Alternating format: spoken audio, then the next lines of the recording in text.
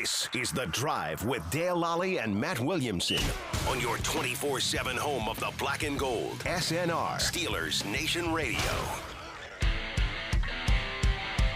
Welcome to The Drive. I am Dale Lolley here on a lovely Friday here in Pittsburgh with the Matt Williamson, as we always are. And, well, let's get right to it, Matt, because there was an AFC North game played last night down in Baltimore.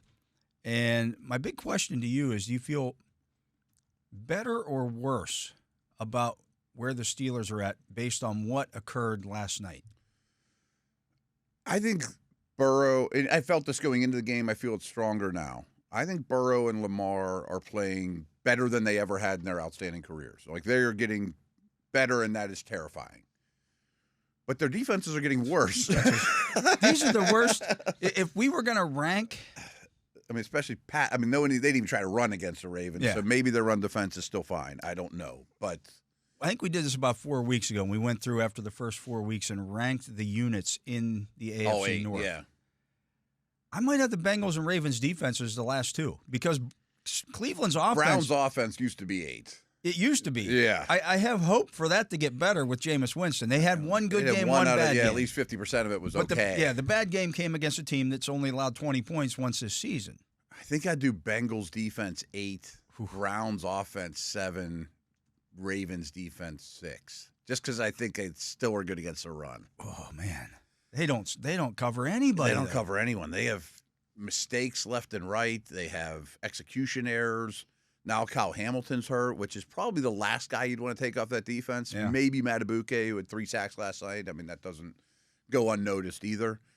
But, man, I mean, those two quarterbacks have had good games against each other. Yeah. But I hope just for the general watching public, not necessarily Steeler fans or Browns fans, that they play for 12 years and get to do that 2 or 3 times a year and just battle it out like that, because they're remarkable football players, and they're both playing really, really well. Jamar Chase ain't bad either. Yeah. I mean, it's an interesting game. I still didn't know who I wanted to win in the end. This is how bad the Ravens defense was. Yeah. No T. Higgins. Right. There's one dude. You've said that like 100 times off You had air. one guy. The He's Bengals good. number 2 and 3. Actually, here's the guys who caught passes for them last night. Chase had 11 catches for 264 yards and 3 touchdowns. You see, he set the record of most yards ever against an opponent in a season. I believe it. Yeah. Chase Brown, who had been a non-factor in their passing game all season long, had 9 catches for 52 yards. Mm-hmm. Tanner Hudson, Who's a non-factor, period. Probably matched his season total with 6 catches for 42 yards and a touchdown. Mike Gesicki, 4 catches for 30 yards. Then you get to Andre Usavis. He had 2 for 29. Jermaine Burton, 1 for 11. And then Cam Grandy, I think he's another. I think he's their 4th tight end. He's the big tight end. Yeah, I saw him. He had for the 1 first for time 0. last night. So you had one dude that you had to stop. Yeah. I mean, if Chase Brown does that, great. 9 for 52 is not going to beat you. Right. I mean, you had one guy, one job, and you couldn't stop him. Not even close.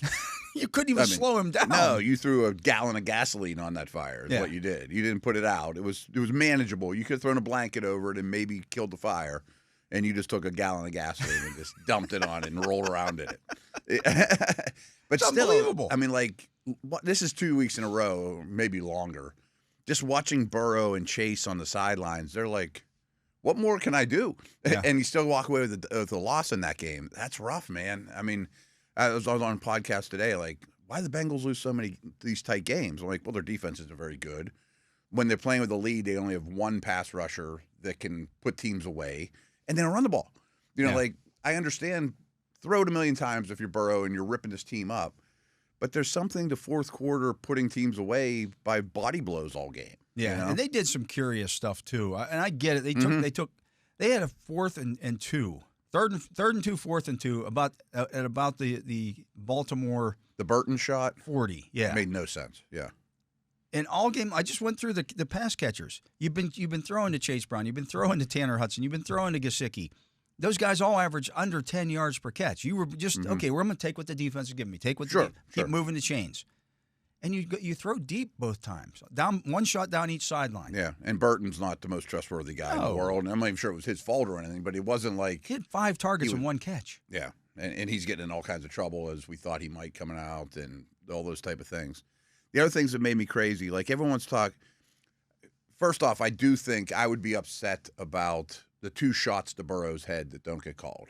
Like the pass interference stuff and grabby, that happens all the time. Yeah. But when a star quarterback or any quarterback's getting hit in the head, we got to throw a flag on that stuff. Or if a face mask is slightly involved. But anyways, the announcers are talking about on the 2-point conversion. Burrow's manipulating everybody at the line, and they keep talking about the whole world knows it's going to Chase. They got Chase out there by himself. They motioned the guy away from him. Yep. Now he's really by himself, and then you motioned him back over. Yeah, and then you call a timeout when you got the look you wanted. I mean, I always use this example, but like that's my time at Pitt with Larry. You know, like I got one-on-one. I don't care who the corner is. Your best guy against I don't care who. The most important play of the year, you got him one-on-one, alone to the wide side of the field. Tell the planet you're throwing it there. Don't call a timeout. Baltimore should have had 4 guys standing over there across the line of scrimmage from him. Should have been like a punt gunner. You know what I mean? Don't let him beat us. Yeah, right. That's the dude. Don't let him. It was baffling to watch. Yeah. I was baffled by Baltimore just basically ignored Derrick Henry for the entire first half. I really felt like a question was asked to me today, and I'm just going to steal the phrasing of it, was, hey, Matt, did you think Baltimore was trying to get too many of their new things involved? You know what I mean? Like, we was traded for Deontay, and he got 2 targets. And I know, and Likely's not in, so we're just going to mix it around and pocket pass and get away from what we did. I'm like, yeah, kind of. They should have taken more of the Chase route, you know, Burrow and Chase, Henry and Lamar, you know, and then everybody else, you get yours when you get yours. But those guys are getting it every time. You know what I mean? It's the one thing, and I think, again, I've talked about this with Harbaugh and Tomlin in the past. I think when Harbaugh gets into a game against Burrow, he looks at this going, okay, this is going to be a race to 35 or 40 or whatever. Yeah. For the Steelers, it's a race to 13. Yeah. Whereas against the Steelers, he's like, okay, this is going to be a 17-16 game or something like that. So he played a little more conservatively. Yeah. Lamar. So he was too aggressive early, you know what I mean, as opposed to just beating him up. Do what you do best. Mm-hmm. I don't understand the idea of getting away from your, what got you there. Yeah. That was the first time that Henry's had a subpar game that they've won. Yes. I mean, he scored and all that, but he didn't control the game at all. I mean, he had 17 touches in the game. Yeah, that's not enough. A close game. In a game, it was 14-7 at the half. Mm-hmm. He had 4 touches in the first half. That's not enough for that guy. I agree. You're not making him effective down the stretch if you don't give him the football. Right. Neither team landed the body blows throughout the course of the boxing match to me, and I think that's a big problem for Cincinnati. But they don't have that horse or the blocking. I mean, neither one of their lines are great, but I see what you're saying. Where was I going with this? I was shocked. Cincy didn't even sack him once. No. I mean, they dropped back a lot, and I know that their defense isn't great. All they have is Hendrickson and nothing else. And nothing else. I mean, I think that's so true with that whole defense. Yeah. So, lost in the shuffle. The Ravens did not get to 100 rushing yards in that game. Really? Breaking their streak. Is that the first time in a long time? I didn't know they had a streak. I think they had another 40 games. They were coming up on tying that quote-unquote record that they set a couple years ago when they played. And if they played a little differently, they would have. They would have. They should have. They probably should have, right? Yeah. Are the Bengals cooked? Their record's not bad, but another AFC loss is brutal. It's not the division loss because they're not going to win the division. Right. But they're 4-6 with 4 conference losses. That's the big thing. That's what's going to come down to. They lose all kinds of tiebreakers. They'd have to basically sweep the remaining conference what I'm saying. games. Like, do they have to – does 10 wins when you lose tiebreakers get you in? I don't think so. You have to get to 11 then. Yeah. So that means they got to go, 7-0? Yeah. I don't like those chances. I don't like those chances either. Yeah, they're 2-4 in the conference. Now, the Jets are 3-4. Miami is 2-4. So what's Denver? Denver is 2-3. The Chargers are 3-2. Denver's probably going to lose to Kansas City and get their fourth conference loss too. So that's not as bad as I thought. The Colts are 3-3. Okay, that's not as bad as I thought. Maybe they can get in with 10 wins, but that means they could go 6-1. Yeah, I mean, are they going to sweep the Steelers? I don't think so. I don't think so. I mean, their schedule's not awful. I was looking at it, but it's their not next great. game's at the Chargers. They're a dog in that game. Yeah. If they lose that one, they might be cooked. That might be it. Yeah. And I think they're one of the best 7 teams, but that doesn't matter. What they have left is at Chargers, Steelers at home, at Cowboys, at Titans, Browns at home, Broncos at home, and then at Steelers. Those Bronco-Charger type teams could give them problems. Just win at the line of scrimmage, control football, keep Burrow off the field type of games. Yeah. You know? And Steelers will be that way too. Yeah. So they're not going to go 7-0. No, they're not. And the way that they played this year, again, the winning percentage of the teams that they've beaten is 222. No, it's bad. Yeah. They haven't beaten a good team all year. Mm-hmm. I mean, they get Higgins back, but still, if you have to go 6-1 at worst, it ain't happening. And I just wonder how motivated Higgins and Hendrickson are going to be down the stretch. Like once they're out of it. All right. I'm glad that Cincy's the last game on the Steelers schedule because I bet it doesn't matter to them. It'll matter in terms of their pride. Oh, yeah. But I could see them being mathematically eliminated by week 18. Yeah. I could also see, again, Higgins and Hendrickson, 2 guys that didn't get contracts going, I ain't playing this game. Yeah. I mean, Hendrickson's not a free agent after the year. Higgins is, but he knows he's not going back. Hendrickson at least has to go back. Yeah. Does he? I thought his contract was up. Maybe I'm wrong about that. I know you wanted one. Yeah, I know. Let me call that up here real quick. But okay. Yeah, I actually feel better about where the Steelers are at right now, because they're the more complete team. They're a more complete team than either one of those teams. I don't think they have as big a weakness as either one of those teams. Right. Especially if you throw in special teams too. You know, being a strength for the Steelers.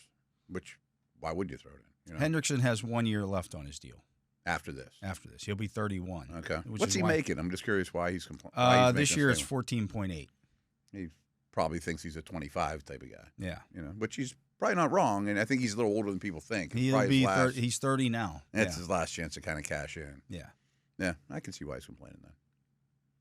But I don't think he's going to get it from that team. No, I don't think so. He'll probably go back and play at 14, unless they're going to trade him this offseason. They might can't be a afford to holdout. trade him. Yeah. Who knows? But, I mean, it was an interesting game. Entertaining game. It could have gone either way. Yeah, oh, yeah. Would you have went for 2? Yes. Me too. I think that was an easy decision. Yeah, people were ripping him for that. I'm like, you would stop Lamar. He scored 4 straight touchdowns. Get to overtime. First of all, there's no guarantee you're going to get to overtime. Right. Secondly, now you're putting it on a coin. The same people that were saying that didn't we just have this conversation? Screwed it up by kicking 2 days ago or whatever. Yeah. Didn't we just had this conversation? In that situation, I'm going. What's the difference? Hand it to Mahomes, hand it to Lamar, hand it to Burrow. You're not stopping anybody. Yeah. Right. Doing what you did, what you eventually ran. Mm-hmm. No, it would have been my play call, but right, I would have definitely gone for 2. Yeah, I mean, go for the win in that situation because both teams can't trust their defense. They couldn't stop the other team at that point. No, not even a little. Not even remotely. Not even a little. Yeah. So, if this was Ravens Nation Radio, would you be more worried? I mean, I'm more happy that we win and I'm going to go to the playoffs. But we kind of knew that going into the game. Yeah, yeah. Whenever I face Mahomes, Allen, Stroud, I mean, think of the quarterbacks that are going to be in the postseason in the AFC. Maybe Herbert. Can we stop any of them? No. You know what I mean? I'm talking about playoff time. You know, can we stop any big time? Well, here's what they have left. At the Steelers next week, at the Chargers the week after that. 2 really physical games back. Then they have the Eagles at home. Ooh. At the Giants, the Steelers at home on 12/21. At the Texans, and then they finish up with the Browns. Maybe the Texans are better by then too. It sounds like Nico might play. Yeah.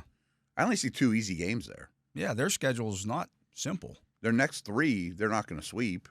Right. You know? No, that's not simple. The other thing I do think they're to go to the postseason. The other thing that just kind of ticks me off a little bit about this whole situation, the Ravens and Bengals have now played both of their games this year. Yeah. And the Steelers haven't played a single AFC North game yet. I know. It makes no sense to me. I mean, it's just completely Yeah. And now the BS. Ravens have a nice long break for the first one. You know? I put this out there. It's a Warren Sharp thing, but this should never happen. But the Ravens' schedule, they have 15 more days of rest than their opponents over the course of for example, they have a three-day rest advantage over the Steelers coming up. Yeah. Well, if you add it up over the whole year, they have 15 days more of rest than their opponents. It's the most in NFL history. It should never happen. Right. It should never be allowed to happen. It should balance out an advantage. Pretty closely. Everybody should be within 10 days of each other. Yeah. I mean, whenever you put it out, then everyone's like, okay, what's wrong with the schedule? Well, you gave these guys too much of a rest advantage. It's huge. Oh, it absolutely is. Yeah. Absolutely is. Let's get to a break. He is the Matt Williamson. I'm Dale Lolley. You're listening to The Drive here on the Steelers Audio Network. Matt and I will be back with more right after this. Welcome back. I am Dale Lolley. He is the Matt Williamson, and this is The Drive on Steelers Audio Network. And, of course, you can hear The Drive every Monday through Friday from 4 to 6 p.m. right here where you're listening now. Or you can download the Steelers mobile app, and it will download to your phone as soon as it shows up there. And you can also watch on YouTube. And Tyler Vittmeyer usually has that up around 8 o'clock, right, Tyler? Somewhere around there. Nice. So you can listen there. You can watch it there. You can do both, actually. You can listen and watch. Again, spread the word. Let everyone know. Probably doesn't do a lot of good just to watch the video without the sound on. No, just we probably look pretty well. We look stupid one way or the other, but we look really stupid if you just see our mouths moving. And that's very, very true. All right, what we got on tap for this segment? So we know now that the Ravens have won. Mm-hmm. The Steelers head to Washington this weekend. And this game, to me, I didn't realize, and I texted you this during the game because they were talking about it during the Thursday night's game, previewing next week's game. Yeah. And it's Washington-Philadelphia next Thursday night. Yeah, I think that's something that helps the Steelers a little bit, too. Yeah. It is. Are they in Philly or is it in Washington? That I don't know. I knew it when they said it, and I just couldn't remember which one. But my thoughts are, and I think this is exactly where you're going with this, is that game's more important to Washington than this one. At Philly. I thought so. It's not a far trip, though. No, but still. I mean, it's very little practice time. The Eagles are playing really, really well. That's going to be the most important game in that divisional race to date, without question, no matter what happens this weekend. So Lattimore comes to mind, but in general, if you have a questionable dude, are you pushing them to get them in the Steeler game as opposed to, I know they're going to be there Thursday? You know what I mean? I don't think I would if I was the head coach of the Commanders. Probably not. I mean, that's a much bigger game. I mean, right now you're one game ahead of Philadelphia in the standings, Mm-hmm. and even if you beat Pittsburgh but lose to the Eagles, now you're in second place. That's terrible. If you do it if you lose to the Steelers and beat the Eagles, well, now you're in the same place that you're at now. You're a game ahead of them, Mm-hmm. and you've got a game in hand. Yeah, just an AFC game just doesn't mean that much. Like, you're still going to get the best version of the Commanders, I'm sure. Oh, yeah. But it is a highly, that's their most important game of the season to date, without question, is a week from yesterday. Yeah, for sure. Looking here at the QB index, I just want to take a quick view here and see, did Russell Wilson move up or down this week based on everything else that's happened? Went down. So we had some guys come into the lineup here. At 32 this week, they have Gardner Minshew. This is off of NFL.com. Okay, these are guys that started last week. That's down 6 spots. Yeah. Is he the worst starting quarterback in the league right now? No. I don't think so either. No. I mean, is he worse than Bryce Young? No, but he's getting yanked. Yeah. At 31, down 10 spots, Jameis Winston. Wow. I mean, I'm sure he was too high after one game. That was the problem. Right. He was too high. But is he really 31st? I mean, I'd take him over Bryce Young. At 30, he wasn't ranked last week. He's now on Joe Flacco. I think that's closer to who he is than the public perception. I mean, he's the old man. He's easy to root for. But I didn't think he played unbelievably great for the Browns. You know, I thought he was really flirting with disaster a lot. And then he scored 3 meaningful points and then a late field goal that means nothing. Didn't mean nothing to me. It cost me a fantasy game. Nah. But even like their rushing numbers, not even just from the quarterback, are way down with him as the starter. It just kind of feels like a Bryce Young situation where we're probably going to see Richardson again pretty soon. Yeah, but he gives them a better chance to win now. He does. But he's not. I mean, he's not a top 20 quarterback on the planet right now. No. You know. At 28 down 4 spots is Caleb Williams. He's struggling. Well, I forgot about 29 is Mason Rudolph holding steady. I would say, I'm a Rudolph guy, but I would have Rudolph below Winston. Yeah. Who would you say was next? Caleb Williams. Yeah, he's looking really rough. Yeah. And a lot of people are blaming their coaching staff, which I get because they have like no answers to blitzes and things like that. I look at Chicago and Jacksonville and think, are they going to be employed this time next week? Both those seats are getting hot to me. Yeah. Speaking of Jacksonville, they might shut Lawrence down for the year. At 27, up 3 spots, Bryce Young. He's been better. He didn't play badly last week. No, he didn't. And I'm being hard on him because I'm not a huge believer. But I do think he has a chance to finish this season with some optimism. Maybe the Panthers look at it like, we'll give him another year. You know, I mean, and the young offense gets a little bit better. I think that's potentially true. And maybe he's a good example of sitting him down and letting him learn was good for his career. Yeah. Could be. 26 up 2 spots is Drake May. He's volatile, and he has nothing around him, though. I mean, he's got the worst players next to him of anyone out there. At 25, he was unranked going into last week, Derek Carr. I don't know that anything's been his fault, but he's not an elevator. No. And he's kind of easy to root against.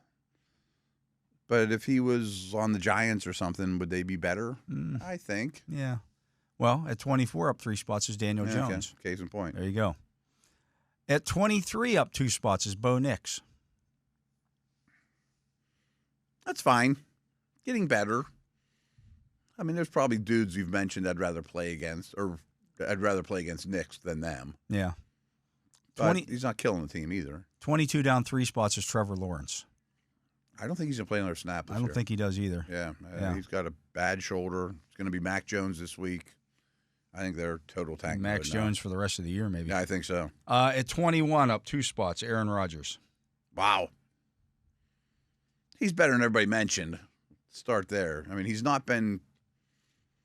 I wonder. I mean, if he's honest with himself and reflects on his year, and it goes like this the rest of the time, he's a pretty prideful dude. Do you think he comes back? No. I don't either. I mean, he's on pace right now. He's through 9 games. He has 15 touchdown passes, 7 interceptions. Yeah.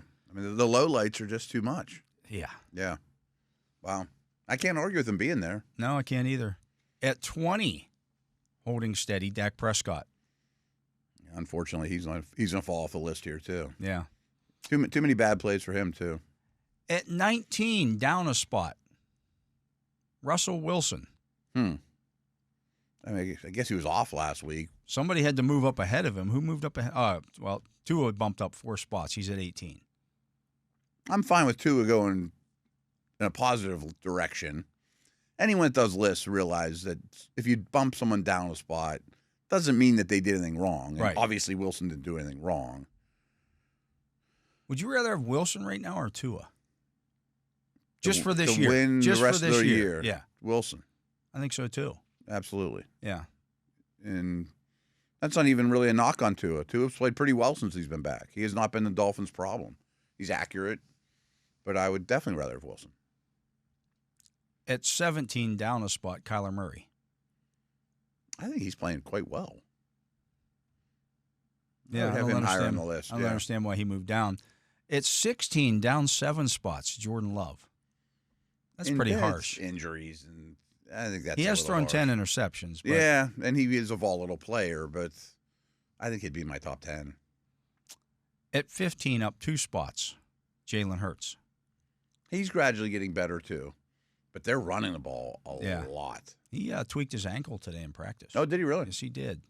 Who's their back? Oh, Kenny's their Kenny backup. Pickett. Yeah. They could beat Dallas just by running it and Kenny not turning it over. At 14, holding steady, Geno Smith.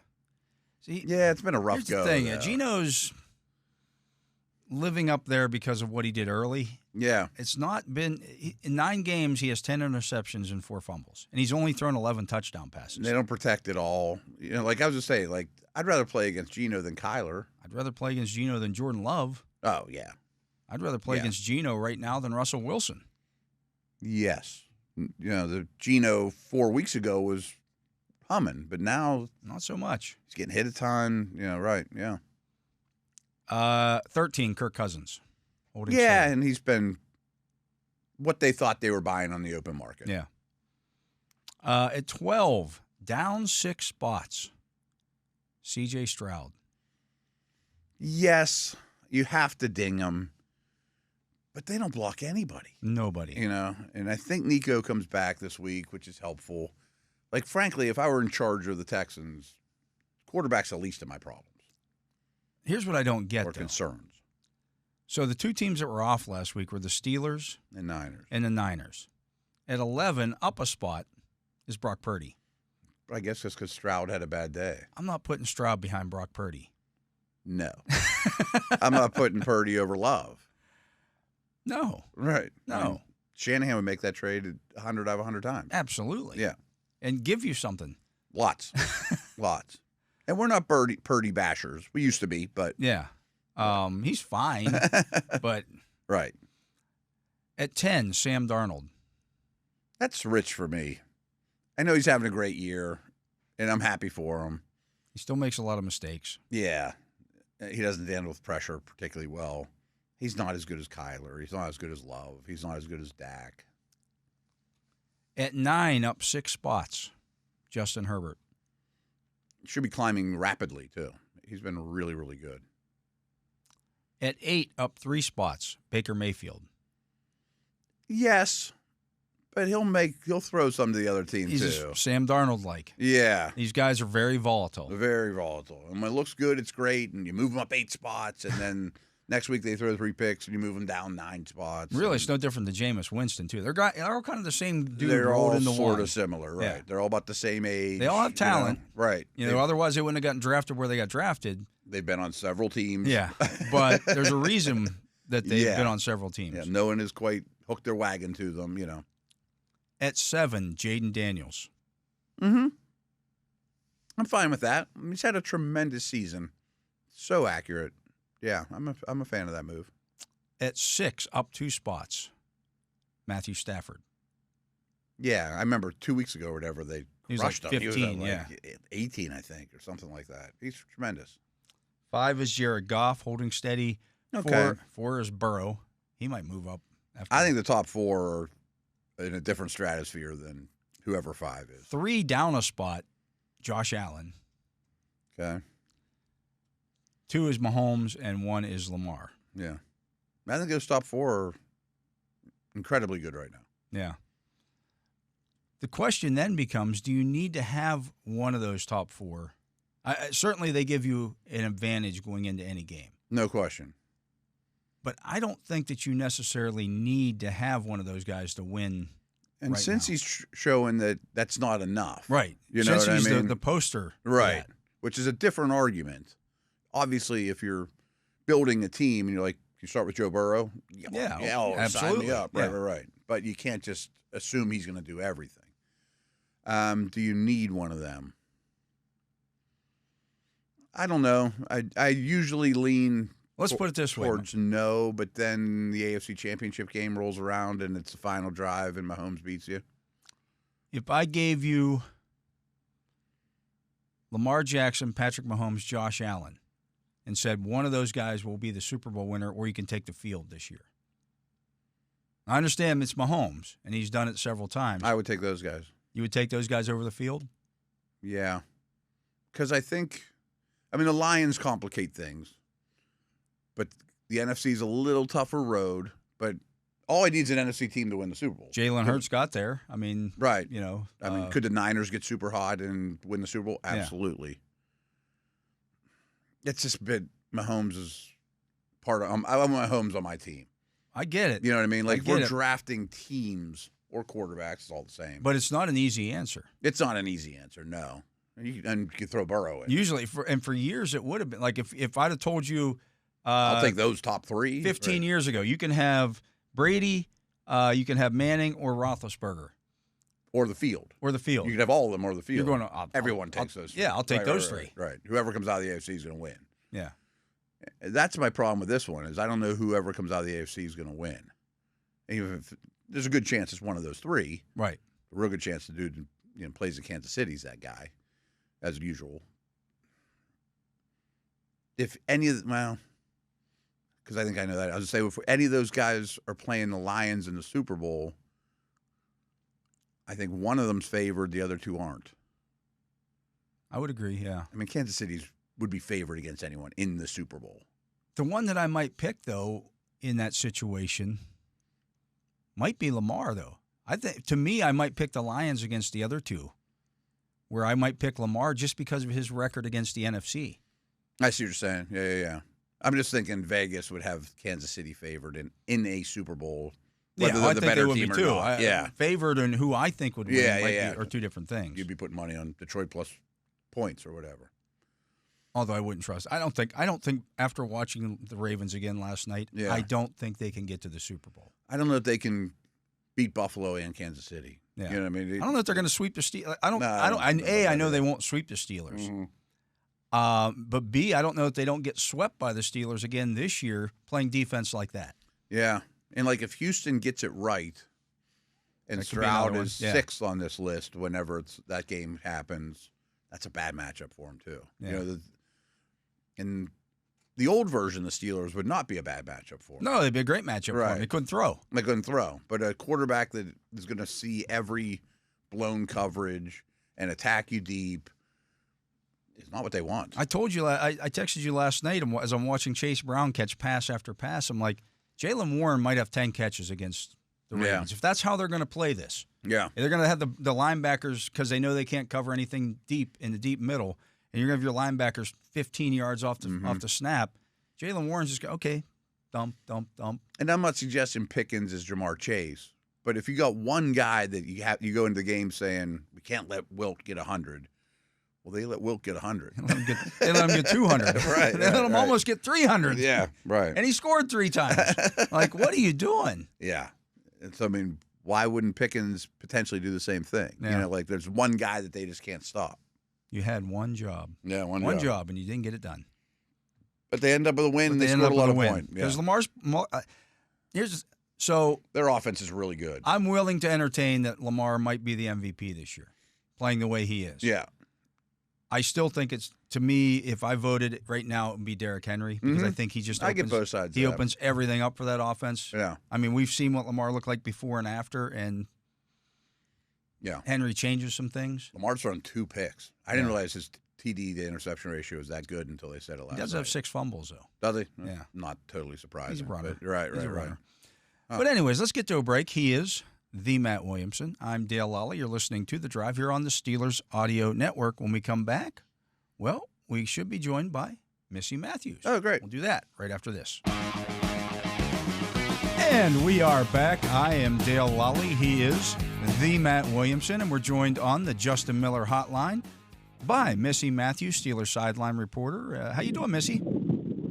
I'm doing good, guys. Ready to get back to some Steelers football. The bye week was great, but I'm ready to go for the second half. Yeah, so am I. It's going to be interesting here, and if you break the seasons into quarters, as coaches always like to do, I mean, this really is the second half of the season, quite literally. Yeah, but it's crazy because you can finally say, hey, there's going to be an AFC North football game that includes the Pittsburgh Steelers. Yeah, how about that? I was just saying to Matt, finally. I'm watching that Bengals Ravens game last night, and it dawned on me, I'm like, this is their second meeting already this year, and the Steelers haven't played a single AFC North game. Yeah, it's messed up. I think I saw this week the Steelers and Bears are the only. No, wait, maybe it wasn't the Bears. I think it's the Bears. The Steelers and one. Is it? Yeah, have not played a division game yet. Yeah, that's crazy. Yeah, it's just one of the strange things of the schedule. But the nice thing about the schedule, Missi, is all the flights from here on out. All the games are close. There's nothing that's you have to travel a whole lot for. Do you expect there to be a lot of Steeler fans in Washington? That's what I was going to ask too, because there's that all of a sudden Washington fans are going to start coming out of the woodwork. It's not like previous years where it was dismal and you hate the owner and all that stuff. I mean, I think it's a harder ticket than you think. So I am very interested to see, just because you don't go there often. It's drivable, even if, you do live in Pittsburgh. But, like, what if you're a season ticket holder for Washington and you're like, man, knew everything this year, who knows, and you sold them earlier? Now you're probably kicking yourself in the butt thinking, I wish I kept them so I could go. I don't think anybody thought that, I almost called them, what's their old name, the Commanders would be where they're sitting right now. I had to catch myself. It's all right. You can call them the football team, Missy. That's perfectly.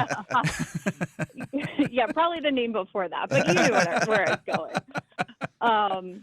But I don't know. I never count out Steelers Nation finding a way to get in and to create a ruckus and to make themselves well known. And I'm sure you guys have talked about these burgundy towels that they're going to be passing out. We have, but this is what happens everywhere. Does this happen to every road game now? Every road game now. That if the Steelers are coming in, they go through the expense of having towels printed up. I have a bunch of them at my house. I use them for like golf towels or cleaning oil or whatever. That they just hand out towels so they can kind of help offset the Steeler fans. It's crazy. That's crazy. That's a regular thing now, right? Nobody hands out like cheese heads or something, or maybe some crackers to wear in your head when they're playing the Packers.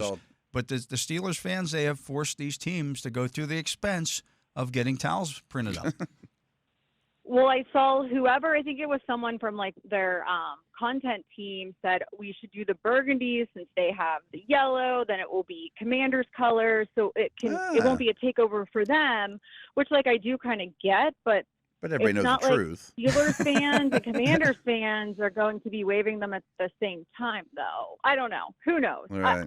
I'm confident in Steelers Nation to make that look like a dumb marketing move on their part. And then another towel for Dale to take home. Sometimes I grab them and we use them to wipe my dog's feet. There you go. Yeah. You certainly don't want to use a terrible towel to do that. No. That's bad juju. No, of course not. Yeah, that's bad mojo to do that. Missy, with Jaden Daniels this week, do you expect the Steelers to kind of play him like they've played Lamar?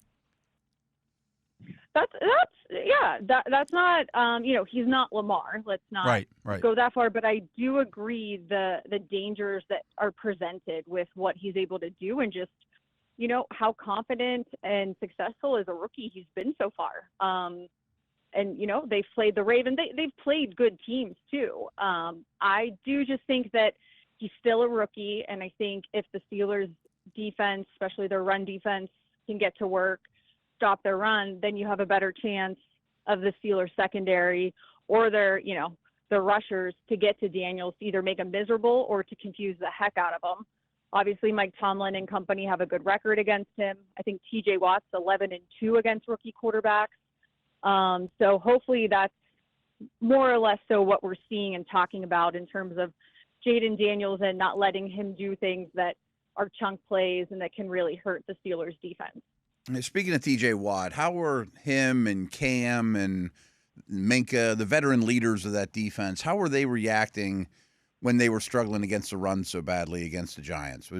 I got the feeling they really took it personal, and my hunch is over these last 2 weeks that has not been lost on them. Right. No, for sure. That was probably in Coach Tomlin's morning meeting that they always talk about, where he shows the bad things, not always the good things, because it was a problem. You got the win, but you still have to, be able to look at yourself in the mirror and figure out what was wrong. I do think, Dale, you were probably there when you get Cam Hayward after the game. He's always mad about something, even if he won. And that was definitely something. Oh, he was not happy. Yeah. Captain Cam was, you could tell he was trying to be positive. They won. You're heading into the bye week, but at the same time, he was stewing a little bit. And I am sure that has been a high priority for Terrell Austin and all of the different coaches. Coach Dunbar, he is not one to be quiet and not voice his opinions. So I'm sure they all have heard about it and have made that a major focus this week. Yeah, I thought it was funny when he was asked about that last week during the bye week when he talked. Carl Dunbar said, "Hey, when they better be not happy about it, because when Daddy's not happy, nobody's happy." Right. It's true, though. It's true. You don't want that, and you don't want it to become a problem. That's the other thing, too. So hopefully that's something that can be shored up for Week 10. Missi, how do you think they incorporate Mike Williams into this whole thing? I'm not so sure we're going to see a lot of them. That's just my gut. Maybe I'm reading in between the lines of what Arthur Smith said during his press conference yesterday. I think he's going to get a helmet. Maybe we see him. I don't know. I don't think we're going to see like 10, 12 snaps. I think it might be less than that, perhaps. Yeah, I'm in the same, like, as I was, writing the story about yesterday about what Arthur Smith and Russell Wilson had to say about, because they were obviously asked a lot about Mike Williams, and they were both quick to say, hey, look, this isn't Madden. We can't just plug this guy in and say, right. Okay, we didn't just trade for him and just throw him in there and he knows all the plays because you're on Madden. Right.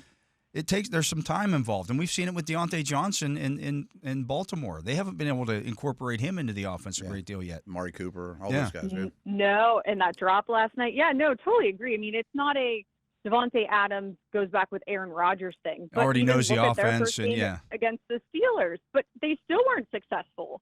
As I think everybody thought they'd be able to pick it up very quickly. And they have chemistry, they have history. So maybe 5-6 snaps. I mean, he's clearly a large target. That's never a bad thing. But I just don't see him being used as much as I think we're going to end up seeing Preston Smith on the defensive side of the ball. Yeah, that's kind of what I said. I thought that Preston Smith would be – he may even see more snaps than Cam Sutton. And everybody's saying, well, Cam Sutton's just going to plug him right in at the nickel spot. And I'm like, I don't know that's going to happen right away. I think this is going to be I think you might see Cam in a dime, if however many snaps a dime they play in this game. But I think Preston Smith for this game plays 10 to 15 snaps. I do too. And I don't know if the other guys are going to get that many. Yeah, I agree with that. And I do think what what Mike Tomlin had said about Cam Sutton on Tuesday, just how versatile he is and how much they can use him in different ways. I agree. I don't think Beanie Bishop is necessarily losing his job or his position. I just think it's a matter of what different things can they do on defense. And specifically, he mentioned moving Minka around and freeing him up. Yeah, absolutely. Well, Missi, we'll let you I go. got one request. It's not a question, but one request I hope to ask you about next week is I'm really curious to get your opinion from the field level of how Bobby Wagner and Russell Wilson go about their business. Interact. Pregame, at the line of scrimmage. I mean, they were drafted together. They're all-time greats. I think that's a really cool aspect of this game. I am on it. I will report back for sure. Well, the one thing Russell Wilson, he did say something about that yesterday. He said that he and Bobby Wagner used to race to see who could get to the facility in the morning first. Oh, really? Yeah. Yeah, and that Dan Quinn would beat them there, and so then they started trying to get there before Dan Quinn. Okay. So yeah, these guys know each other pretty well. Pretty well, yeah. So that'll be a fun aspect of the game on Sunday for sure. But we'll let you go, Missi. I know you got a busy day. All right. And Thanks, guys. tell Gerard Schaefer, our good friend who is spending his last day at the Steeler facility today. He's moving on to a new world. We're not going to make it down to his I don't want to call it a retirement party, but his farewell party. That celebration. We'll see him. We wish we could be there. Yeah, he'll be missed. Sounds good. I will let him know. Thanks, guys. All right, we'll see you, Missi. That was Missi Matthews, Steelers.com. Well, she does videos and stuff for that still, but she's also the sideline reporter. We appreciate all her good work there. He's Matt Williamson. I am Dale Lolley. That's going to do it for hour number 1 of the drive here on the Steelers Audio Network. Matt and I will be back with hour number 2 right after this. Welcome back. I'm Dale Lolley. He is the Matt Williamson. Matt, it is time. The moment that everybody waits for. We got to put together a DFS lineup, and we got to pick guys this week who don't get hurt. Yep. I think Jamar Chase is going to have a good week. Funny you say that, because as I was sitting there waiting for the game to start last night, I'm saying, you know what, I'm going to throw together a DFS lineup to include tonight's game. Yeah. So I stacked Burrow, Chase, and Gesicki to kick off. I have games going on Sunday. Mm-hmm. I got 120-some points out of those three awesome. guys. Yep. I mean, you know this, and people don't care about my fantasy team, but in the league we're in, the team I'm playing didn't have anybody. And I had Jamar Chase Brown. I like to combine them together because they're friends. I'm winning 80-0. I'm like, I think I'm pretty good shape going into Sunday. Yeah. So looking at this week's lineup, let's start with the defense. The Chargers are the most expensive defense. I think they have the best matchup, but they're $3,800. Yeah, that's a lot. The Vikings are second at $3,700. I think they have a great matchup. No Lawrence. Then you get the Chiefs against Denver at $3,600. The Eagles against Dallas at $3,500. I don't love that one. What's that? I don't love that one. Ooh, without Rush or without Dak? Rush has been okay, though. He's not terrible, no. Now, they can't run the football. No. But the Eagles' defense, I don't like. It's pricey. I don't love spending up on defense. I would just spend the extra $300 to get the Chargers if that were the. I see what you're saying. If you're going to go big, big. Yeah. Yeah. The Falcons against New Orleans are $3,400. They just don't get any sacks. Yeah. 49ers against Tampa Bay, $3,300. I'm not big on that. The Bills against the Colts, $3,200. The Lions against Houston, $3,100. Commanders against the Steelers. The Commanders are more expensive than the Steelers' defense. No, they're favored. But they're still their defense isn't good. Their pass defense has been really good the last month because everybody runs on them. It's part of it. Their pass rush is. That's always better. The balance that you have to figure out. That's like the Raven thing. Yeah, right. You're such a funnel. Is their defense that good, or is it because everybody can do something else on them? Right. And if the team's giving up 150 rushing yards a game, that means the teams aren't throwing the ball on them. That's why I like EPA and DVOA and things like that. That's where that comes into play. As opposed to, they give up X amount of rushing yards. They only give up 168 passing yards per game. Yeah, but they give up 140 on the ground. Right, because nobody's throwing it, or they're always losing, or they're always winning, or The Bears against New England are $3,000. Maybe. I mean, May will be volatile and will take sacks. Steelers against Washington are $3,000. Okay.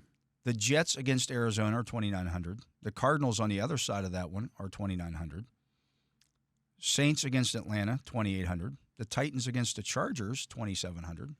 They're not going to score a million. Right. I think it's a low-scoring game. Yeah. The Rams against. I don't love that Levis is in there, though. No, I don't love that. Like a pick six that makes it very your volatile. Defense. Yeah. The Rams are $2,700 against Miami. They're Monday night. Yeah. Texans against Detroit, $2,600. The Colts against Buffalo, $2,600. The Buccaneers against San Francisco, $2,600. I remember we went over this. There weren't a lot that I loved. No. The Dolphins are $2,500 on the other side of that game against the Rams. The Bears are my favorite so far. The cheapest defense on the slate this week is actually a good defense. It's the Broncos at $2,400. I don't think the Chiefs dropped 40 on them. That's the thing. They're not they're not that team, and Mahomes will take sacks and throw some interceptions. Yeah, their edge guys against those tackles aren't bad. Right. Surtain will be on Hopkins, I imagine. I mean, as much as they can, we won't fall into the slot. Right. You like that better than the Bears? It's a lot cheaper. It is. Could they get a pick six or something like that? I mean, what we're talking about here, though, from the defenses that we liked to that one, is about a little over $1,000. Okay. Can we better spend that elsewhere? That's the question you have to ask yourself. I mean, none of these are making me do cartwheels. Is it worth paying up for the Chargers against Levis? And I don't like doing that. I don't like doing it. Do you want to come back to defense? Let's do that. Let's see what we have left over once we get everybody in. All right, quarterback. Hurts is $7,800. Josh Allen is $7,700. Jaden Daniels, $7,500. Stroud is $6,800. Kirk Cousins, $6,700. Mahomes, $6,600. Purdy is $6,500. Mayfield, $6,400. Kyler Murray, $6,300. Tua, $6,300. Jared Goff, $6,200. Sam Darnold, $6,200. They're 32nd against them. Bo Nix, $6,000. Russell Wilson, $5,900.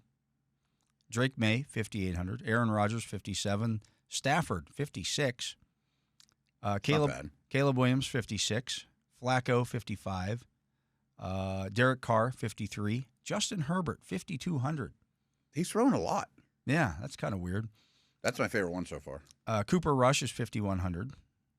Will Levis, $4,900. That's about it for the starters. You cool with Herbert? Yeah. No, he's been throwing 30-plus times a game.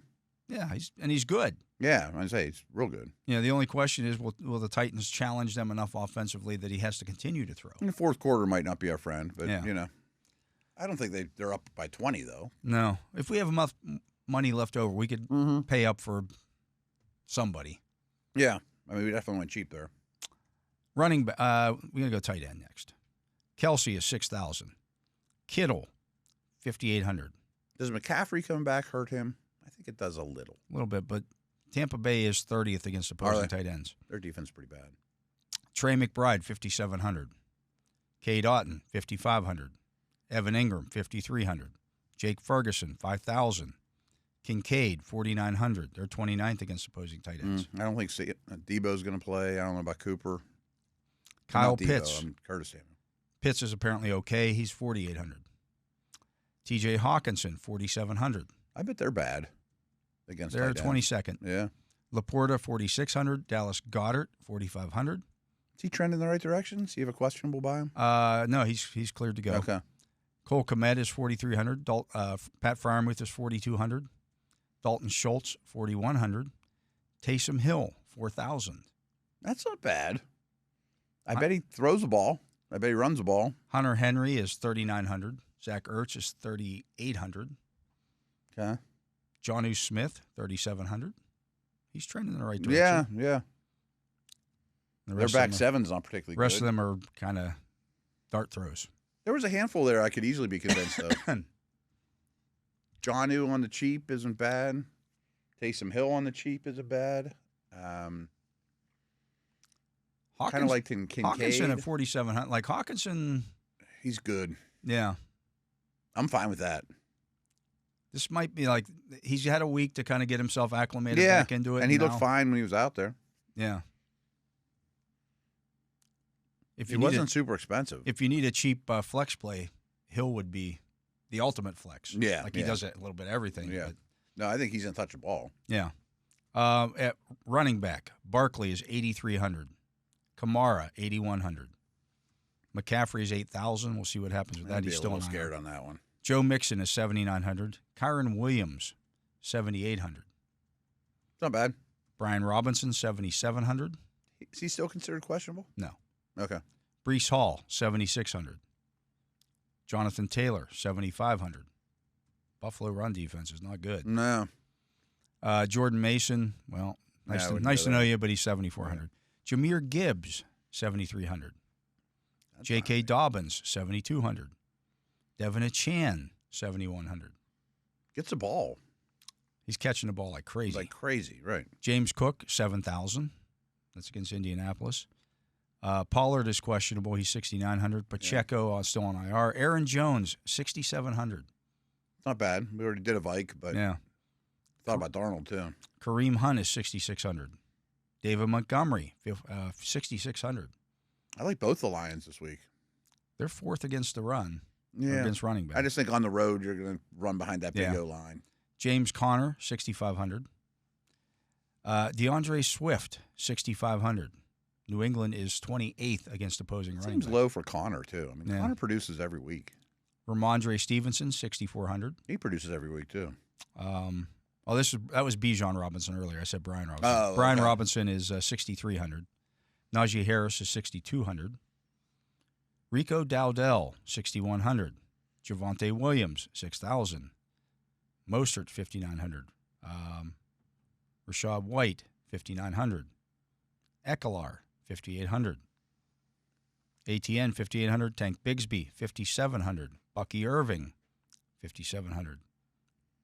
Ray Davis, $5,500. Braylon Allen, $5,500. Jalen Warren and Tyler Algier. Warren is $5,300. Algier is $5,200. He could close that game out, though.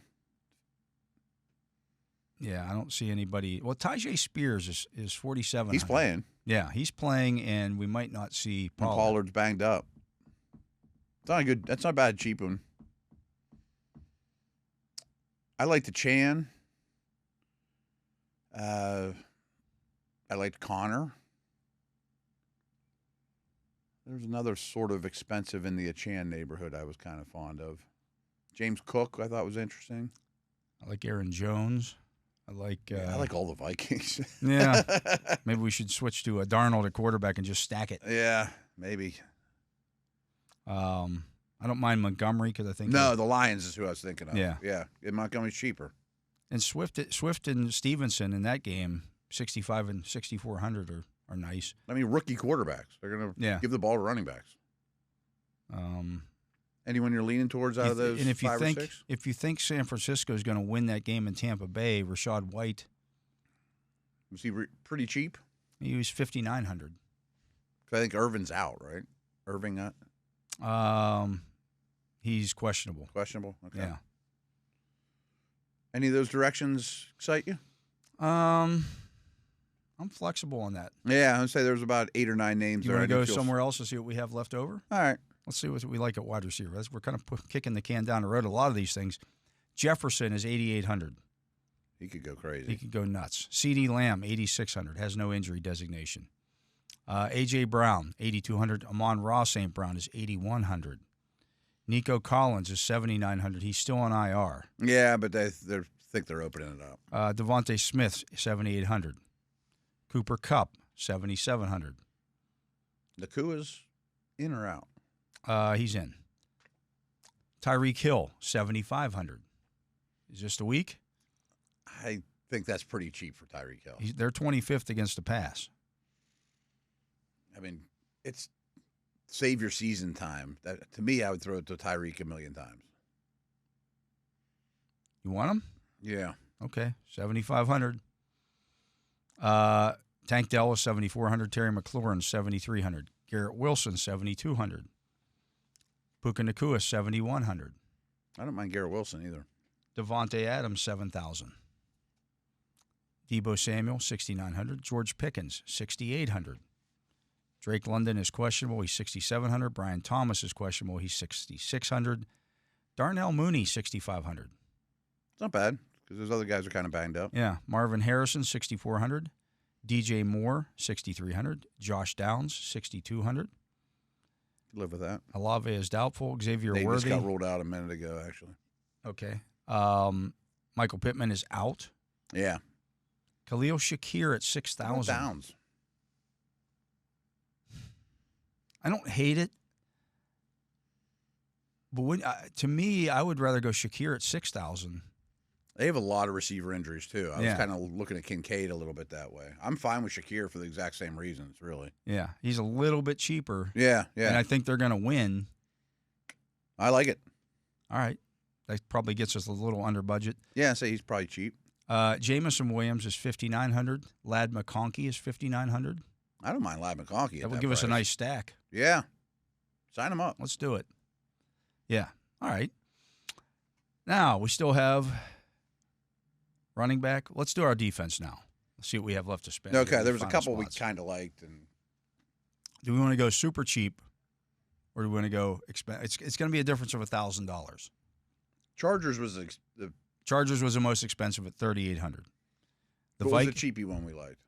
It was all the way at the other end of it was the Broncos at 2,400. The cheapest. We like the cheapest and the most expensive defenses. Yeah, I mean for the price. Does it feel like we've spent a lot or spent a little? Well, we got Herbert cheap. Yeah, McConkey wasn't. Hill crazy. was our buy up this week. Yeah. The other guys, Shakir and McConkey, weren't super expensive. We got Hawkinson at tight end. It was kind of a bargain as well.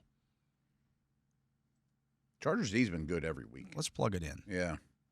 I just think Levis throws him a pick six. Yeah. And takes a lot of sacks. And again, if we look at a cheap flex, something in that $4,000 range, I think you mentioned Taysom Hill. Taysom Hill is going to score points. Yes.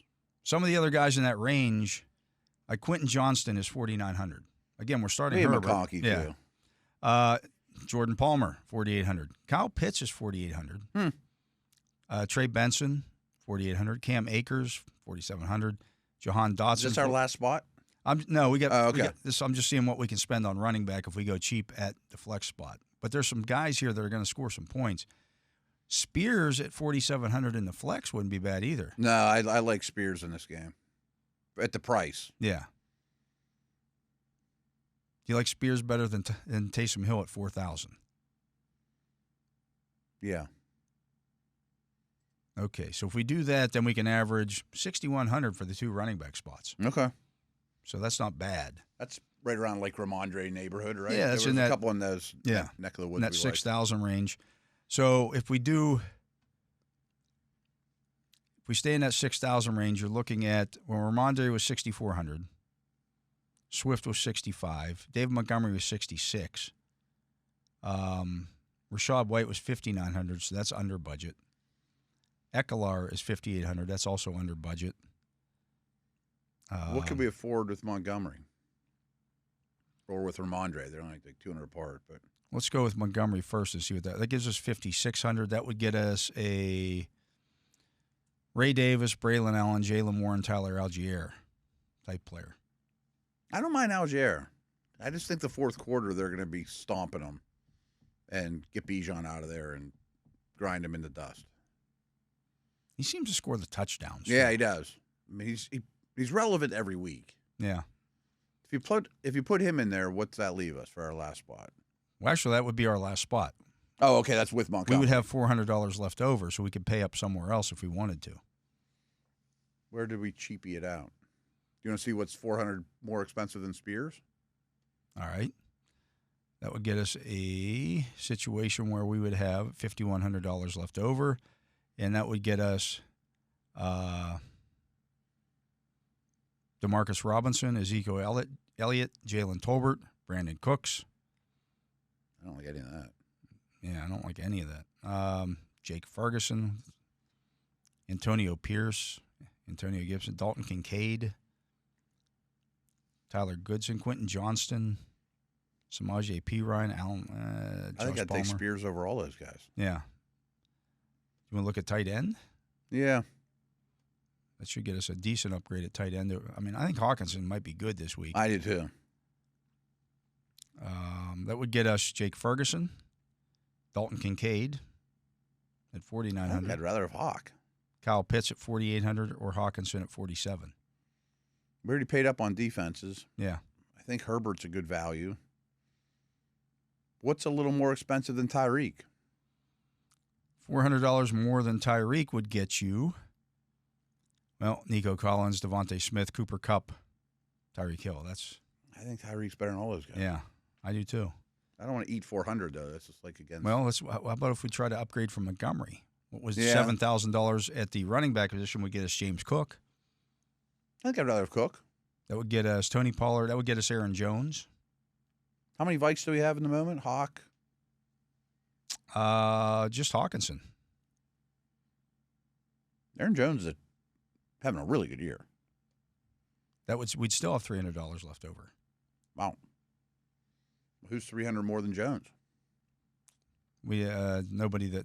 Okay. James Cook was the only other one. Okay. James Cooker. I say rather Cook or Jones. That's a good question. Cook is averaging 17.1 points per game, and Jones is averaging 15.9. The Colts are 20th against opposing running backs, and the Jaguars are 30th. They're really similar to me.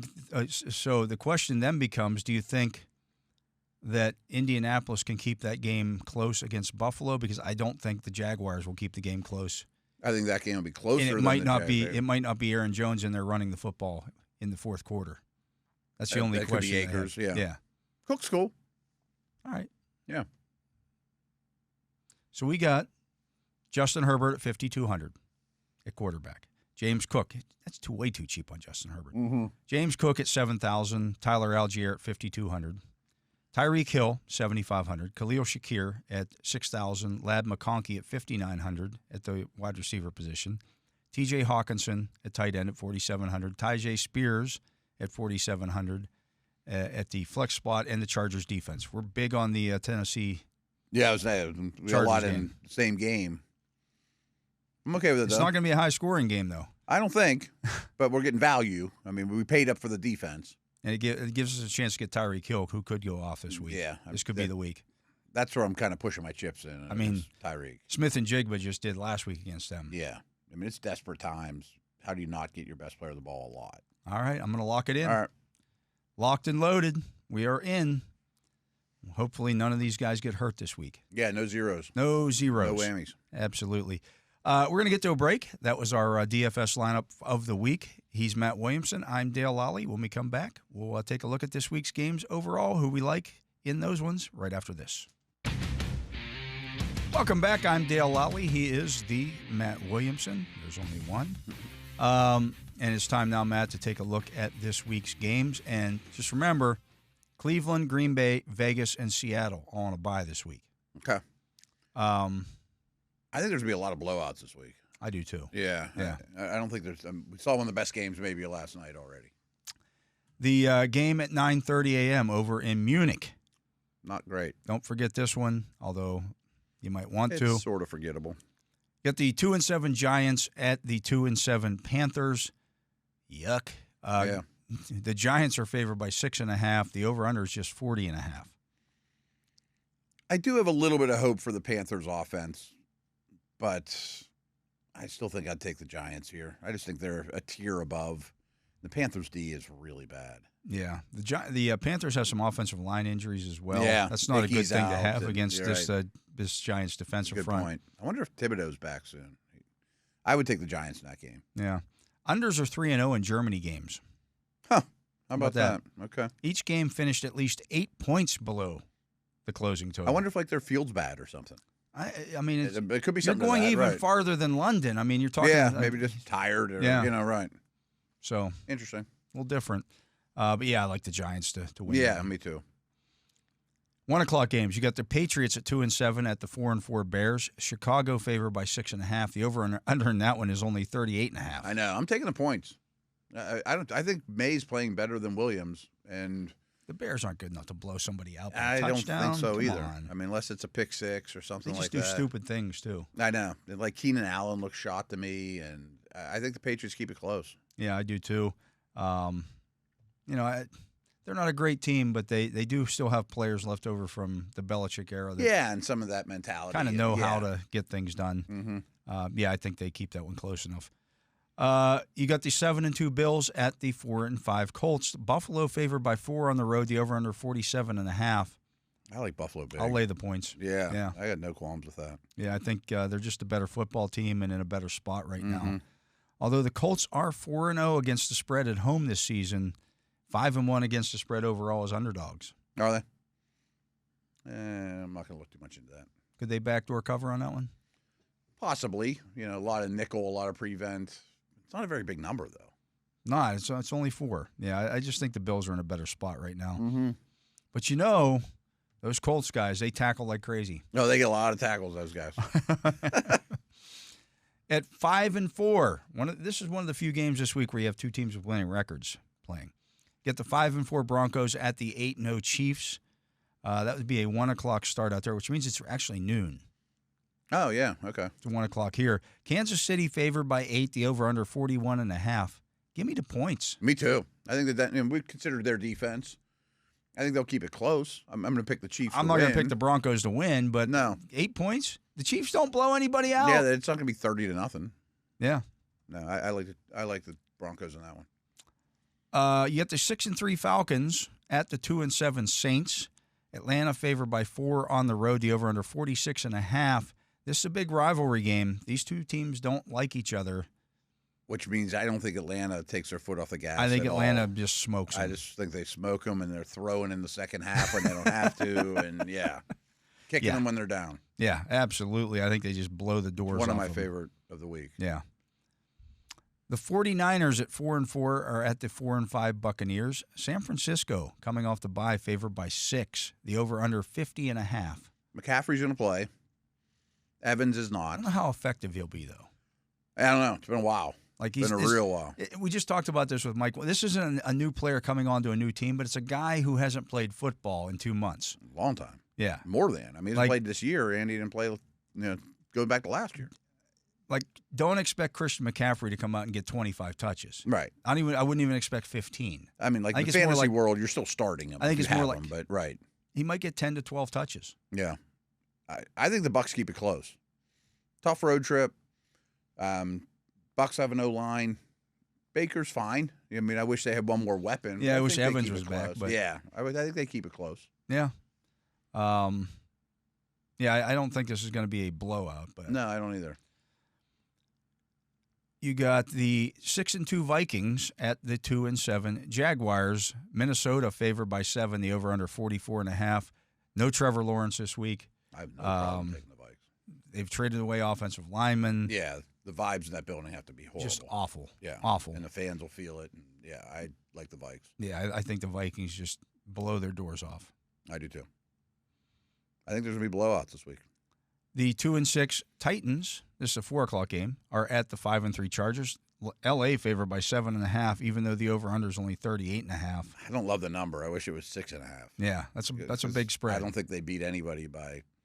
That's like a 20-10 game. Or Yeah, something, or 20-13, something like that. We put a lot of chips in the Chargers basket. I'm going to lean that way, but I wouldn't touch it at 7.5. Yeah, yeah. I mean, Tennessee's D is pretty good.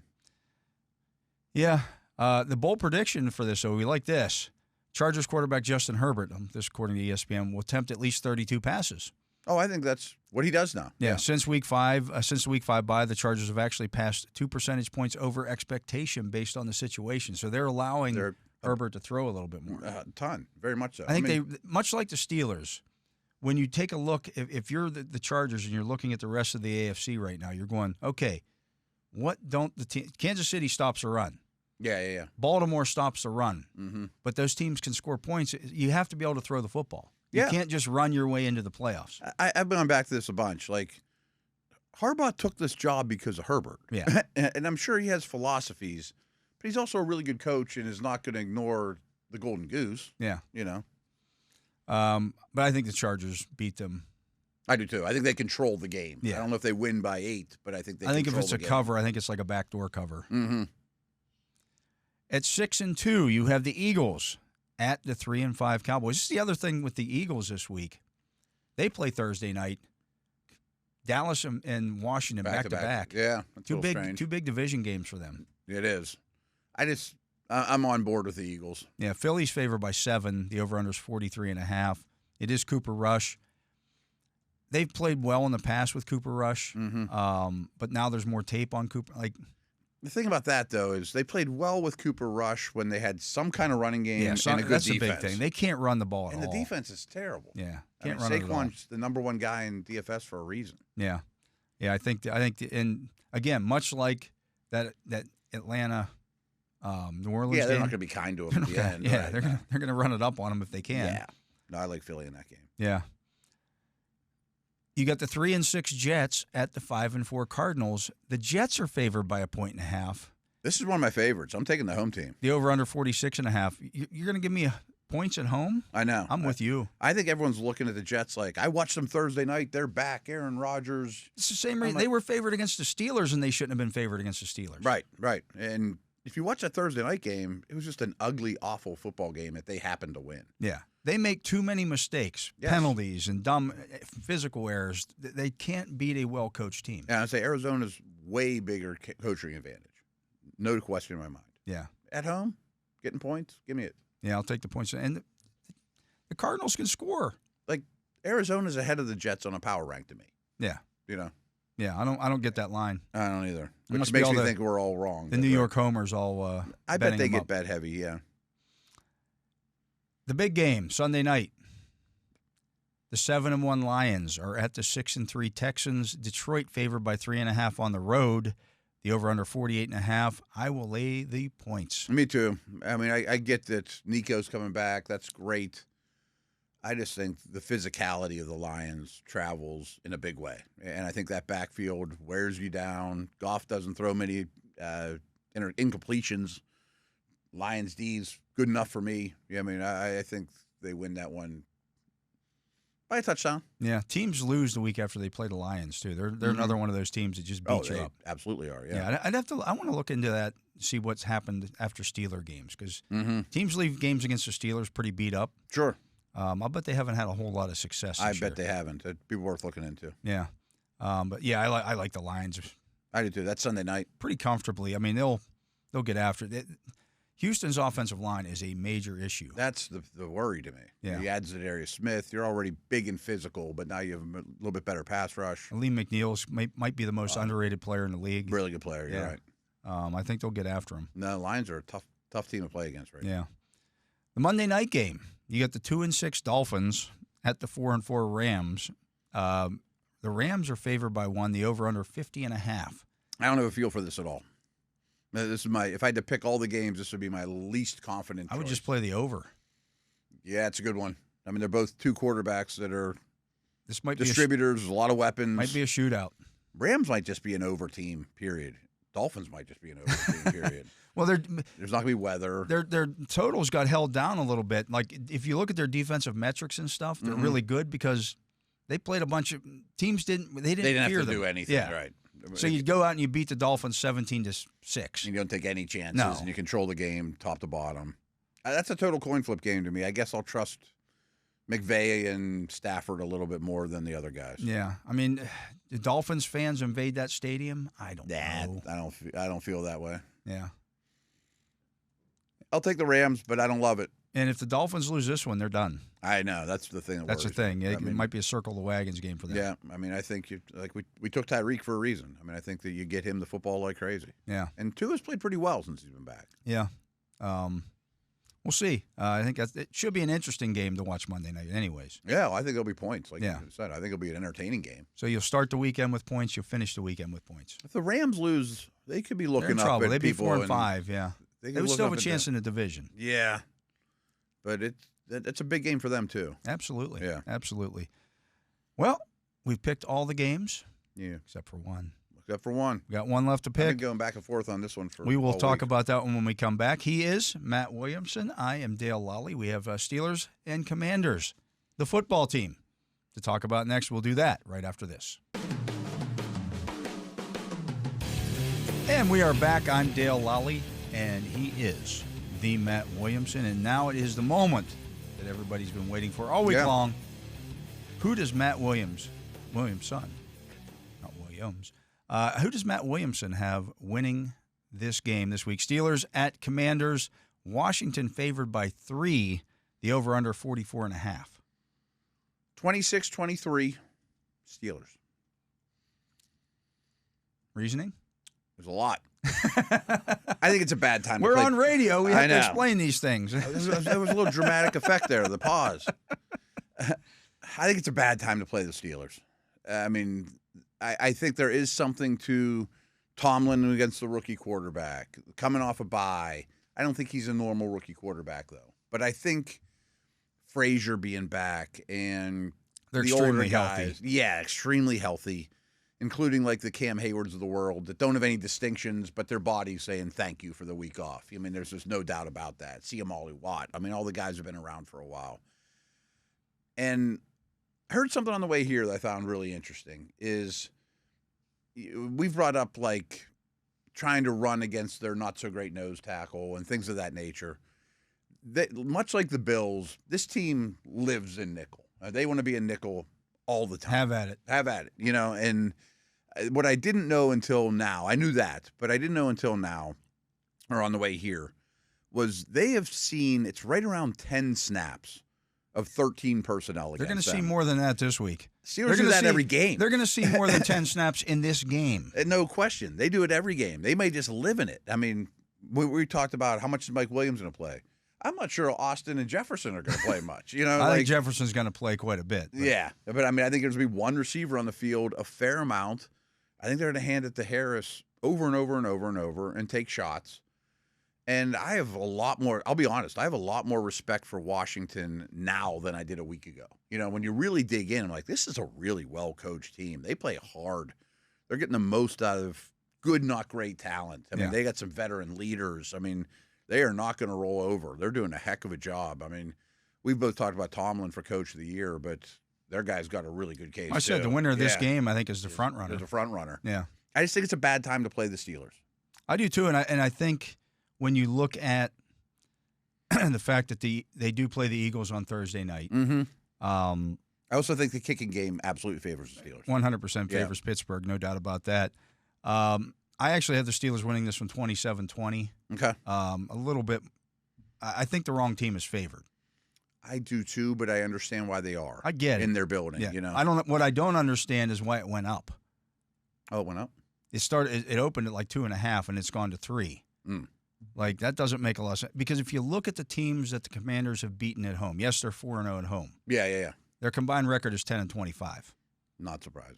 Yeah. Not good. And Yeah, they needed a Hail Mary right to win one of those, and they needed the other team's kicker to get hurt to win the other one. early in the game. Yeah. So often, the question that you then have to ask yourself, are the Commanders an 8-2 team? I don't see that. I don't really either. I think they're a really good story, and they're super interesting, and I understand, getting excited about them, and especially their quarterback. Well, it's tremendous. The season's already been a success for them. Yeah, exactly. It's not like they're playing with house money, but there's one thing I was looking at here, too. The Steelers are plus 53 in third quarter point differential. They haven't let up a point in the second half. And if this thing's close at halftime and you're still running, both these teams are physical, but that defense is a nickel-type defense. I could see the third quarter and then bleeding into the fourth quarter just once again belonging to the Steelers. Yeah, and I'm going to be interested to see, to your point, how Washington, what they do, what package do they put on the field when the Steelers go 12-13. Yeah. They may open in 13 and be like, all right, what are you doing? Yeah, let's see what you got. And I would think you get the base 3-4. In which case, you're going to run the football right down their throats. I mean, you can't be nickel. Can't be. They want to live in nickel. And I think what I'm not 100% sure of is it's only been like 10 snaps, like I said, but I think they've played nickel against 13. Good luck with that. They'll hand it off every time. I mean, having Darnell Washington out there is like having a sixth offensive lineman. 100%. And Michael Pruitt's not far behind in terms of his blocking ability. We're not worried about him. Huh? He has no injury designation. So we didn't talk about the injury designations. They have no injuries. There's no worry. Yeah. Even Herbig? Herbig is out. Oh, okay. Yeah. Okay. I knew he wasn't. I didn't think that was going to happen. Yeah. Right. But he's the only one that really. That's why you got Preston Smith. Yeah. But Cordell Patterson's back. That's something else to keep an eye on here. They've allowed 41 kick returns. He's going to at least get the ball in his hands. He's going to get an opportunity to return one this week, and that's a scary proposition. It is.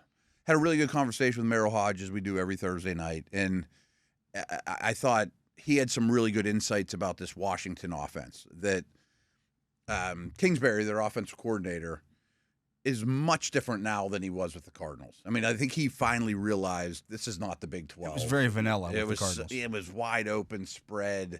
He ran like 2 different runs. I mean, that's what Merrill said. He said he had 2 runs in the whole playbook, really.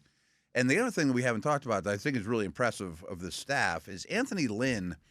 He's their run game coordinator. So Kingsbury only deals with the passing game and calling plays. Well, Anthony Lynn's put in a really diverse, difficult run game to prepare for. And that's scary. But kind of like we mentioned with Missi, I guarantee Tomlin every 10 seconds. Oh, he's been picking his desk scab for 2 weeks now. For 2 weeks. Yeah. And I bet their run defense has improved. Yeah. In fact, that was I'll pull back to one of my guarantees, my 3 guarantees for the pregame show this week, is that the 2 teams together average 302 rushing yards per game. Okay. If you add both their totals Yeah, together. yeah. I'm going under that total this week. Because you think the Steelers will stop the run. I think Washington knows the Steelers want to run the football a lot, and so they'll be very dedicated to trying to stop the run. I don't know if they can. Yeah. But B, I think the Steelers are going to be very, very cognizant. They're not going to let Daniels get out of the pocket. No, I think they'll handle him well. So if you take him out of the equation, can they rush for 160 yards? No. You think he gets to 40 rushing yards? I would take the under. I don't know what the number is. I mean, I would have to go back and see what Lamar has done against them, but I think there was only one game where Lamar's actually had a good running game against them. 50 plus or whatever. Yeah. Because if you've got 2 of your better defensive guys, TJ Watt and Alex Highsmith, dedicated to stopping that guy. And Preston Smith's quite good at it, too. Yeah. I mean, you're not going to run the football as a quarterback. You're just not. I know. And I'm wondering, like, might Roberts play some in the nickel or something like that? You know, like if you are getting beat up on the ground, bringing the big downhill horses. Yeah. You know? The only thing is, like, Ekeler coming out as a pass catcher does. Oh, he could give do me damage. some pause. He could definitely do damage. Yeah, I wouldn't hesitate to start him in fantasy if that was a tiebreaker. His yards after the catch are I mean, they run a lot of screens, and you've got to sift through the stuff. You got to get to him, and he's they design good in the it really well. Yeah. Their receivers will block, and they've all bought in. Yeah, but I don't see. I don't see both teams being successful running the football in this game. Okay. So therefore, if I don't can Washington get to 110? Yeah, I think so. Oh, I would probably go over that. That's not crazy. Yeah. I mean, they got 3 really good ball carriers. Can they get to their 160 without Daniels being a huge part of that? Like for me, Daniels is going to get hit. Yeah. And to me, can he go like my over-under? If I were setting the over-under in rushing yards for him, and I have it closer to 30. That's why I threw out 40, and I think I'd go under that. Yeah. I think the number should be 35-ish. Because I don't know that he's going to want to run the ball. No. Once he starts, I think the Steelers are fast on defense. And I think they'll hit him early on purpose. Yeah. Even if that means Eckler or Robinson gets 5 more yards than they should on that And that's carry, the thing to watch for, folks. Like the one thing that always happens in those games against the Ravens when they're playing the Lamar rules. We'll just call them that. The running backs, they'll give up yards up the middle to the running backs. It might be 5 yards, a carry early in the game. Gus Edwards or whatever. Yeah. But you don't want that guy getting out of the pocket and running down the sideline for 40 yards on you. No, that's what they're trying to. And in the second half, you want him thinking about they're going to blast me, you know. And they also want the offensive play callers to do that. Yeah, we don't want our quarterback. I don't really want I don't want our star. We got to play Thursday night. We got to play Thursday night. That's true too. Yeah. Like we want Jaden for that game Thursday night. Yeah. We don't want T.J. Watt and Alex Highsmith hitting him constantly. Last injury question. You think it's safe to say Lattimore's out? I think so. I haven't seen their injury report. I haven't either, but you don't play your first 2 days with a new team. It seems really because of a hamstring, long shot. Right. As a cornerback. Right. I'm just even talking mentally. I mean, you haven't been on the practice field yet. Yeah. I think they're saving him. Yeah. Like, hey, you got A.J. Brown. You got A.J. Brown. Yeah. Deal with that. And it'd be smart. The other thing with those, if you haven't, like Lamar Jackson is now used to playing this. You don't get used to it because you don't like getting hit. Sure, but he has. But he has. I just go back to that game when RG3 started in place of Lamar, and the Steelers used the same rules on him. And every time they hit him, he really disliked that. He's turning around looking at the officials, and he's waving his arms and going, wait, he hit me. You're a runner. Yeah, you're good. That's and the rules, right? It gets in their head. I think it does.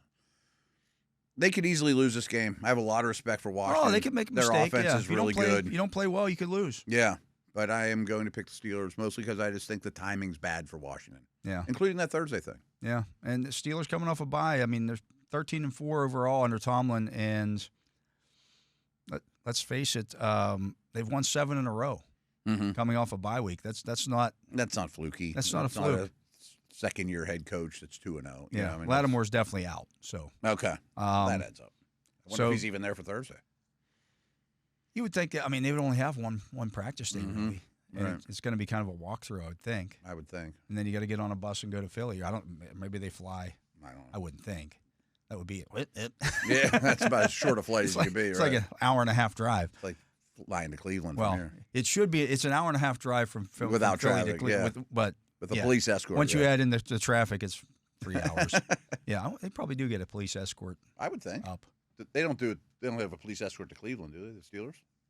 Yeah, they get like a convoy. Yeah. Yeah. Okay. But not everyone has to pull over. No, you don't pull okay. over. Yeah. Yeah, they just kind of make their way up because you don't want somebody hitting one of your bus or something like that. Oh no, you keep them all together with police on both sides and all that. Yeah, absolutely. Okay. I'm really looking forward to this game. Part of it's because we didn't get a game last week, but this is going to be a really telling game. Even if I had no affiliation with either team, I think you're going to learn a lot about both these teams. Yeah, I just think the Steelers have played a more difficult schedule too. Yeah, I think that's probably true. Neither's had a murderer's row, though. It's not a murderer's row, but the Steelers, if you look at the schedules as a whole, the Steelers have played a more difficult. Washington's is not. They've lost to every team. The only team that they've beaten that currently has a winning record is Arizona. Really? Okay. Whereas the Steelers have wins over the Chargers, the Falcons, the Broncos. Yeah, I don't think the Broncos are a good football team, but they have a winning record. They're on par with Arizona. Yeah, right. They're all in the same tier. Yeah, those two. Yeah, I'm looking forward to it though.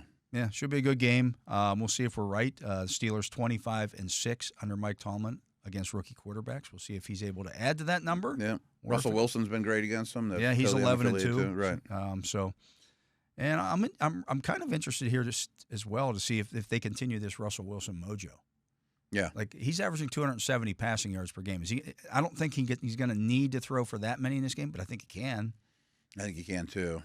And one other thing we haven't talked a lot about is like Frankie. Like I'm not worried about Wagner in this regard, but like Luvu is such a trigger, get downhill, aggressive. Yeah. Play action is going to give him problems, and they've been tearing it up with play action with Wilson.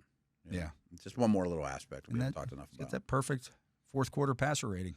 Yeah. See if you can keep that going. Steelers in the second half have been crazy. Roll that right into a game against the Ravens. We'll see. You want to avoid any major injuries in this one. You don't want to be like Baltimore and all of a sudden. They're quite healthy as we speak. Yeah, and we'll see if they can continue that. That's going to be, I think, the key to the second half. How healthy can they stay? Yeah, I don't know if you'll see Kyle Hamilton next week. No, I don't think so. It sure didn't look like it. No. Anyways, that's going to do it for our show this week. We'll be back on Monday to give our requiem to this game and start talking Ravens. Ravens week. Yeah. Finally, we get an AFC North game. Yeah, how about that? That's so bizarre. Really is. I'm not a fan of that move. No, me either. But for my partner, Matt Williamson, for Justin Miller here on site, running the Justin Miller hotline. We need to get that sign up on the wall, the Justin Miller hotline. For Tyler Vittmeyer here, making sure that our video makes it up on YouTube. I am Dale Lolley. We thank you for listening to this edition of The Drive on the Steelers Audio Network. Steelers football happens here. The Pittsburgh Steelers Audio Network.